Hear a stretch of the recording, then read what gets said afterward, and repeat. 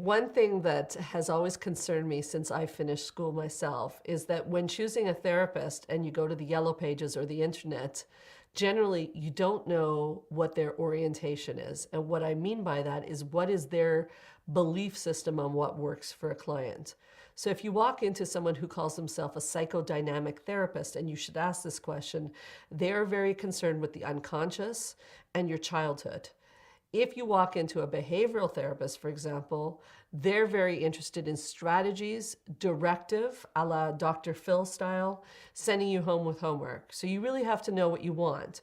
Some people really do like to lie on a couch and sort of feel that they're just being heard. Many people don't. They feel they're paying a lot of money. They want someone to sort of guide them. I personally feel that the best therapist you can find has an eclectic approach because I believe that none of these modalities or orientations are perfect. So if you can, a good therapist has the skill to borrow from each one of the modalities. So when someone comes into my office, and I'd like to believe I am one of those good therapists, I'll be using a bit of behavioral therapy, a bit of psychodynamic therapy, a bit of anything that can work to bring your client to where they need to go. You want to be looking for someone like that.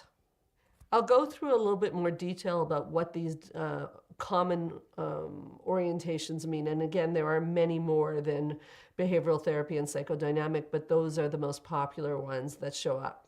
So they actually are very extremely different. So behavioral therapy works on a premise that we go to solve the symptom. So that's number one. It also works on the premise that the therapist is very directive and gives homework and strategies.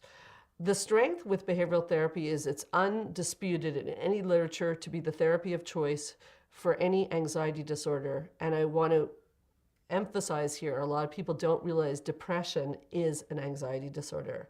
Depression and anxiety are first cousins. Where you have depression, you have anxiety. Where you have anxiety, you have depression. Doesn't always show up that way. So most therapists agree a cognitive behavioral approach is the best approach for depression or anxiety. Problem is, because there's weaknesses in every approach, and that's an approach I like very much, is that we deal with the symptom only. So if you only deal with the symptom and you don't go underneath the symptom, you're likely to get another symptom. So we solve your panic attacks, and now we have you washing your hands a lot. So we got to go a little bit underneath, and that's where psychodynamic can come in, is what's going on underneath. What is the repressed emotion? What happened in their childhood? What are they holding back on? So we want to have those two things in place.